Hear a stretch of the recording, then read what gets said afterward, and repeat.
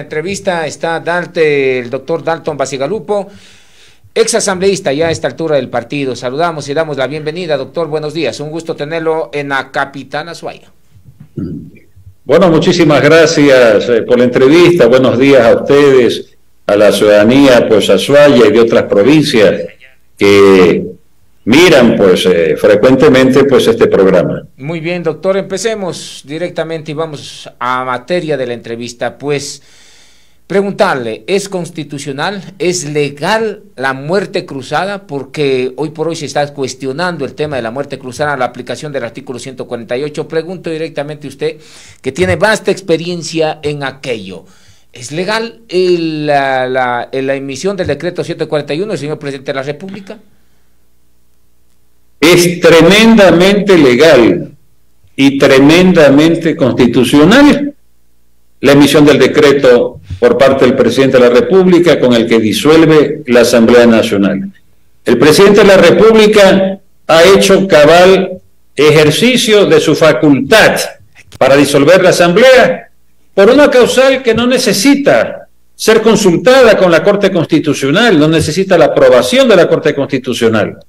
Y ha pues antecedido a la decisión ya expresada en el decreto el hecho de que hay una permanente pues obstaculización a su plan de gobierno.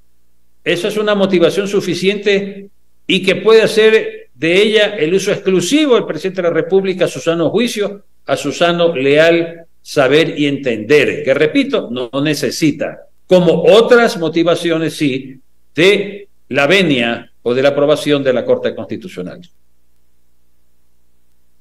¿De dónde sale el fantasma de la ilegalidad? ¿A qué quieren apuntar?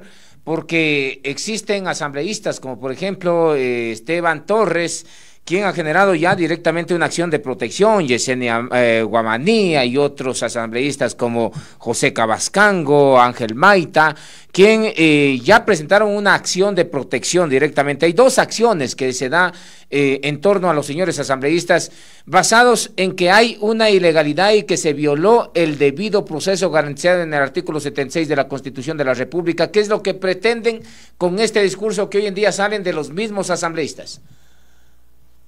Quienes han violado la ley, quienes han atropellado procedimientos, quienes se han burlado del debido proceso al interior del Parlamento ecuatoriano para lograr sus objetivos de una mayoría que no se para en barras para lograr sus ambiciones políticas, no tienen autoridad moral para reclamar ninguna acción en contra del presidente de la República por la emisión de este decreto. Quienes ahora piden supuestamente de la Corte que declare inconstitucional la decisión del presidente de disolver la Asamblea Nacional, repito, son los que permanentemente han violado la ley y los procedimientos al interior del Parlamento ecuatoriano.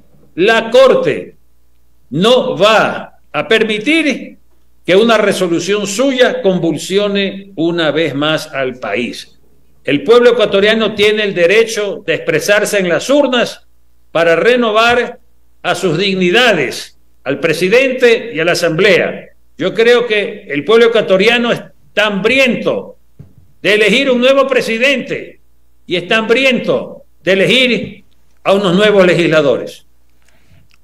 Varios asambleístas han señalado que mientras existía justamente un proceso que estaba en marcha, que era el juicio político, no podría el presidente de la República emitir el decreto 741, porque terminaba obstaculizando un proceso y que debía de terminar este proceso que salía con el asunto de la destitución o terminar el juicio político en la Asamblea Nacional para después de que el presidente esté fuera pueda emitir un decreto ejecutivo. A mí me parece algo irrisorio esta posición que tienen los asambleístas y el desconocimiento de la norma legal, pero eso es lo que están tratando de posesionar en agenda de medios que hoy en día ya se han desplegado.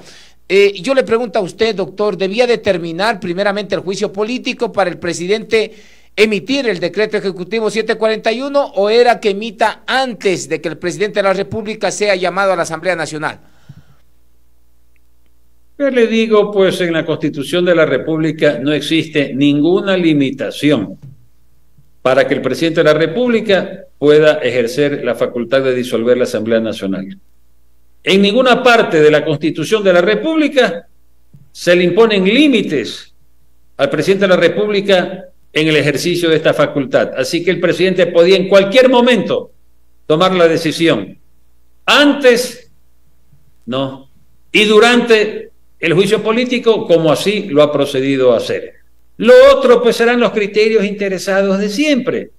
O sea, como esto afectó que yo ya no siga siendo presidente de la Asamblea y me mandaron a la casa, los asambleístas, como esto afectó que yo ya no puedo seguir haciendo alaraca ni alboroto ante la opinión pública y ya no puedo, pues, simplemente, pues, violar la ley y los procedimientos al interior del Congreso, como a mí me ha gustado hacer, entonces yo tengo que protestar e inventarme cualquier cosa para descalificar la acción del presidente de la República. Estos criterios irán y vendrán, pero no tienen ningún valor, ninguna validez. El pueblo ecuatoriano desea ir a las urnas para elegir un nuevo presidente y a un nuevo grupo de legisladores que ojalá lleguen al Parlamento ecuatoriano para pensar primero en los altos intereses nacionales y no en los factores negativos que están, pues le digo, desvalorizando la política nacional en el Parlamento y fuera de él. Bastante claro, doctor Bacigalupo. Explíquenos algo de lo que implica los 3 artículos del decreto ejecutivo 741 emitido por el presidente de la República. ¿En dónde recae el tema de la crisis política y la conmoción interna? Porque este es otro de los argumentos que se esgrime, y desde Bélgica el prófugo de la justicia Rafael Correa Delgado también señala lo mismo, y esto es coreado por la horda de asambleístas y también de la militancia de esta organización que destrozó a la patria. Ve, el hecho fundamental del decreto de disolución de la Asamblea Nacional por parte del presidente de la República es la motivación de que la Asamblea ha obstaculizado, ha obstruido permanentemente la ejecución del plan de gobierno del presidente. Eso lo establece la Constitución y esa es la pieza fundamental del sustento jurídico del decreto de disolución de la Asamblea. La derivación de la crisis política y la conmoción social está dada por esto precisamente, por esta conflictividad, ¿no?, que ha venido no solo en el juicio político, sino en toda la actuación de esta época del Parlamento ecuatoriano, creando obstáculos y dificultades a las iniciativas del presidente de la República. Eso va generando esta situación, ya le digo, de enfrentamiento de poderes. Y por supuesto, eso ha llevado al montaje artificioso de un juicio político que no ha tenido causal, que no ha podido probarse en la motivación por parte de los acusadores, y esto por supuesto genera, pues, crisis política en el país. ¿Usted cree que crisis política solamente es cuando hay, pues, disturbios en las calles, cuando hay terrorismo del señor Issa, o cuando dejan sin agua a la ciudad de Ambato, y todos estos desafueros de orden tumultuario que se han dado en el país con las movilizaciones? Crisis política también es no dejar gobernar, pues. Crisis política es el enfrentamiento permanente del legislativo con el ejecutivo. Eso también es crisis política. Y la conmoción, pues, que es la lógica consecuencia, la conmoción social de ver este espectáculo de enfrentamiento, ¿no?, de una democracia de salvajes y no de una democracia civilizada donde priman los intereses de la corrupción y la impunidad de determinados grupos políticos en el Ecuador. Esto también conmociona, pues. Así que eso no puede ser, ya le digo, pues, cuestionado en la redacción del decreto de disolución de la Asamblea Nacional. Muy bien, ¿qué es lo que puede emitir entonces a su criterio y a la experiencia que usted tiene, doctor Bacigalupo, la Corte Constitucional ante las 2 acciones de protección? ¿Qué cree que puede esgrimir la Corte en estas 2 acciones que se ha presentado? Lo único legítimo que tendría que declarar la Corte Constitucional es que el decreto presidencial de la disolución de la Asamblea por parte del presidente de la República fue en ejercicio de su facultad constitucional. Yo lo vengo diciendo en otras entrevistas. La Corte ya nos metió en este problema. Lo pudo evitar. La Corte no puede incendiar al país con un enfrentamiento de todo orden, mediando la altísima aprobación de la opinión pública ciudadana a favor del gesto del presidente de la República de disolver la Asamblea Nacional. No puede contrariar la Corte la adhesión y el respaldo de más del 80% de ecuatorianos a la decisión del presidente de la República, y no puede crear nuevas situaciones de agudizamiento de esta conflictividad política y de esta conmoción social que existe.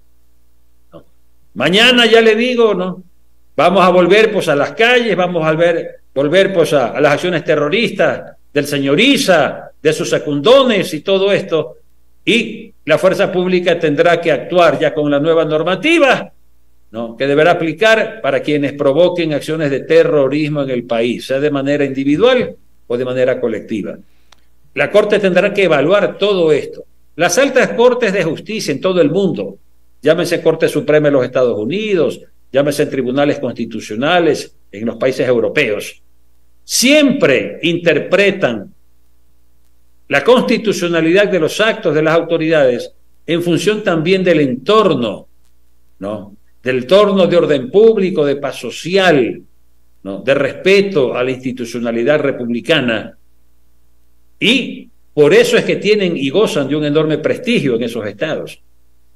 Las cortes no se prestan para provocar, ¿no?, agitación social, conflictividad política, alteración del orden público. Las cortes saben las consecuencias que pueden tener sus decisiones. Estamos hablando de países institucionalizados debidamente. Muy bien, claro.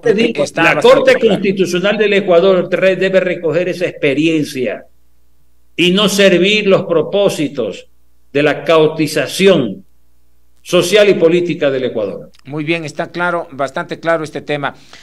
¿Tenía otra opción el señor presidente de la República o no le quedaba aquello? Recuerde usted que fue justamente una de las ministras, la ministra Vela, que al inicio del periodo del presidente Guillermo Lasso dice, aquí no va a poder gobernar, y desde el primer año le dijo, hay que generar el tema de la muerte cruzada. Le pregunto, doctor Bacigalupo, ¿tuvo otra opción el señor presidente de la República o tenía que ya emitir este decreto de muerte cruzada para enviarlos a quienes no dejaban gobernar, que fue la bancada de UNES y Social Cristianos en la Asamblea Nacional?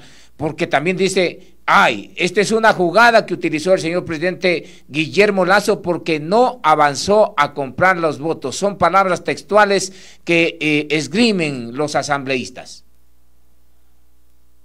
Vea, la idea de la muerte cruzada es una idea recurrente desde los inicios del gobierno del señor Lasso, porque desde los inicios ya comenzó a haber pues esta conflictividad negativa desde los sectores de la oposición, que no hacen una oposición democrática, sino una oposición en función de sus intereses.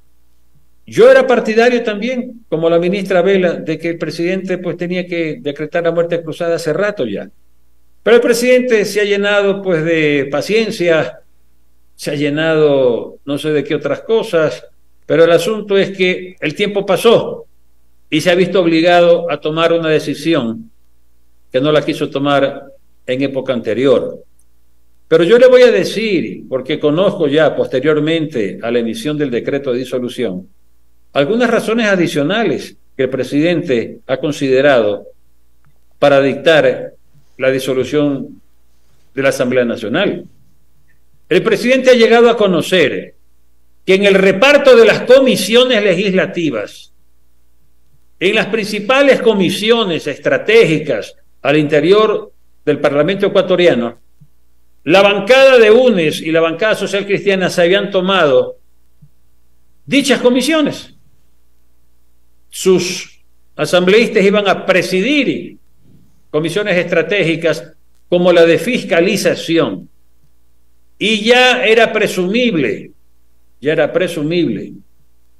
de que se iba a venir una oleada de enjuiciamientos políticos a altos funcionarios del gobierno del señor Lasso, con razón o sin razón, con el afán de escandalizar al Ecuador, con el afán de hacer un barato, ¿qué le digo? Pues protagonismo político, pensando en que de esa manera, cautizando el país, enfrentando a Lasso, ¿no?, sacándole ministros y altos funcionarios, iban a posicionarse ante la opinión pública para agrandar pues la imagen de opositores frente al proceso electoral que tiene que llevarse pues el año 2025 y potenciar así sus posibilidades presidenciales en esa fecha.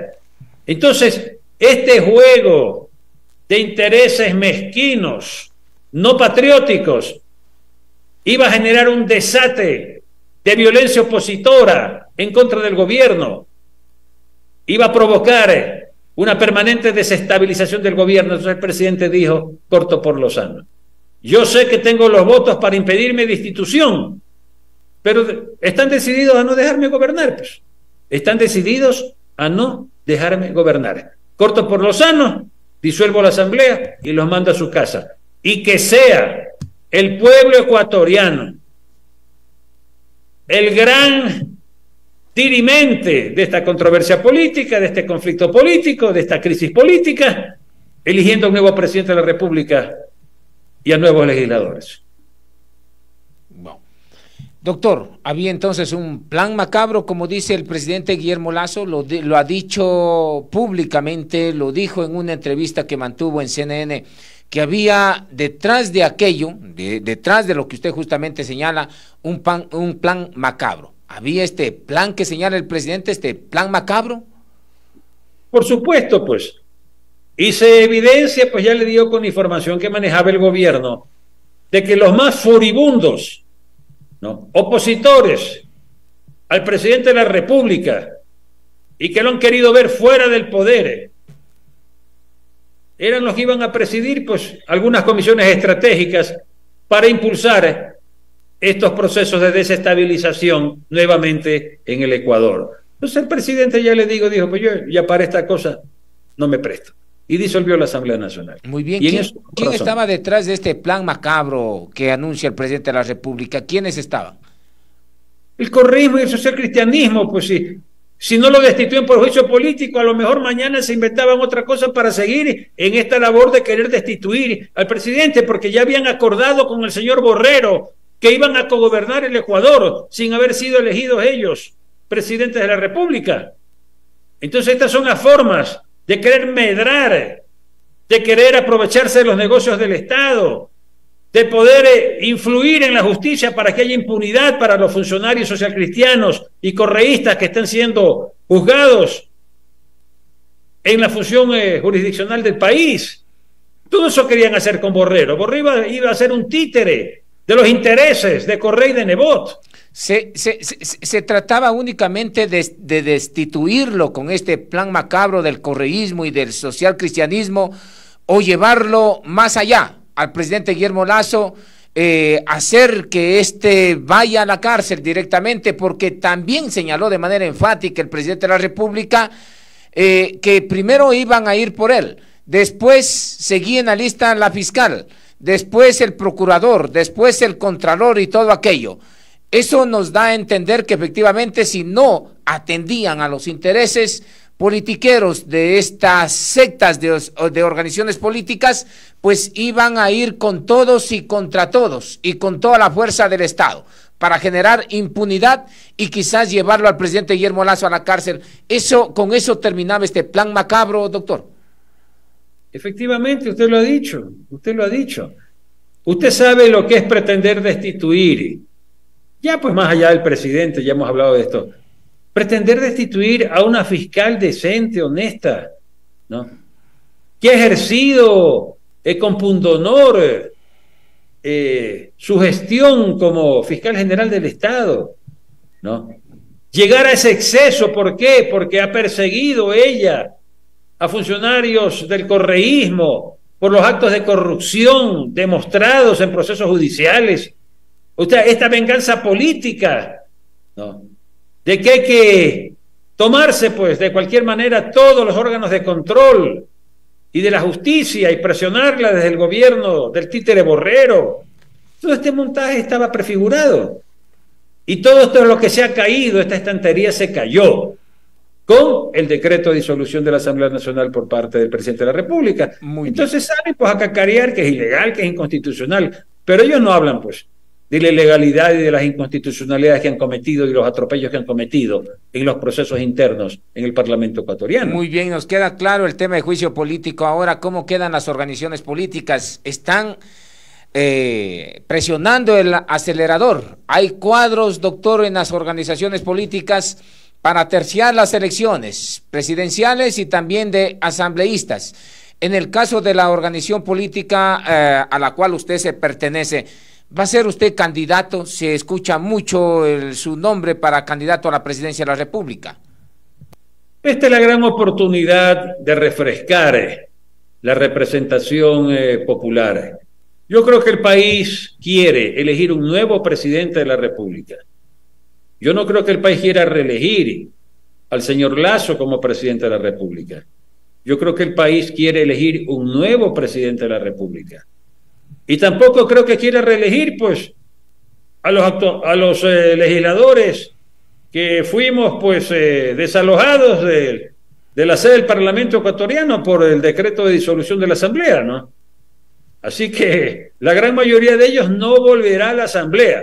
La gente quiere elegir nuevos legisladores y darle la oportunidad a gente nueva que pueda actuar de manera diferente a la que ha actuado, pues, en la forma que ha actuado, pues, el actual cuerpo legislativo, que tiene el 96% de desaprobación. Por eso la gente, pues, ya le digo, pues, está feliz con el decreto de disolución de la Asamblea Nacional por parte del presidente de la República. Aquí se anotó un gran poroto. El presidente metió un gol al país, disolviendo la Asamblea Nacional. Así que la gente no quiere que vuelva este tipo de legisladores, y muchos no volverán. Ni presidente que vuelva, ni legisladores que vuelvan. Muy bien. Entonces, el país quiere darse la oportunidad de elegir a nueva gente para esas funciones. ¿Qué dice su organización política, doctor Bacigalupo? ¿Su nombre suena para las presidenciables o no? Ya le digo, el partido político, yo lo he dicho al interno y lo he dicho pues también al país, no puede seguir pues alquilando candidatos presidenciales. Tuvimos una mala experiencia con Javier Herbas, si bien pues le agradecemos a él su apoyo en la coyuntura y el hecho de que en el último tramo de la campaña electoral presidencial creció él políticamente y eso permitió que el partido también pueda poner un mayor número de legisladores del que estaba previsto. Él luego de la campaña electoral pues quiso adueñarse del partido, provocó una grave crisis interna en el partido, que la estamos pues nosotros conjurando poco a poco, y le digo pues se fue en términos inamistosos el partido cuando el Consejo Nacional Electoral no le dio la razón y no pudo tomarse pues como propietario el partido. Entonces pues se fue en términos inamistosos del partido, se desafilió del partido en un mal momento, y le digo pues la condición de Herbas es de una persona que no está vinculada al partido, que no es afiliado y que no tiene nada que hacer al interior de Izquierda Democrática. Y con todas esas experiencias y pensando en la respetabilidad que tenemos que darle al partido, el partido como siempre ha tenido candidatos presidenciales de sus propias filas. Y por eso es que el presidente nacional de Izquierda Democrática, Enrique Chávez, nos ha pedido a los dirigentes nacionales y a los entonces asambleístas que agrandemos nuestro protagonismo nacional, que recorramos el país exponiendo nuestros criterios, vendiendo la imagen del partido, vendiendo nuestra figura pública, para que mañana, ante el evento posible de una elección presidencial, no tengamos que salir corriendo a ver a un candidato de alquiler, sino que de nuestras propias filas salga un candidato presidencial de Izquierda Democrática. Y yo lo he venido haciendo, otros también compañeros lo han hecho, pero yo lo he venido haciendo seguramente con más entusiasmo, con más ahínco, porque sería intolerable, inadmisible que Izquierda Democrática piense en alquilar nuevamente un candidato presidencial. Eso no lo vamos a permitir. Izquierda Democrática ha resuelto ir a la próxima ley presidencial con candidato propio, y vea usted la coyuntura. Siempre pensamos nosotros que la muerte cruzada era una posibilidad. Y qué mejor que poder enfrentar una emergencia como la muerte cruzada para tener figuras promocionadas a nivel nacional. Entonces, por supuesto que yo soy una opción para Izquierda Democrática.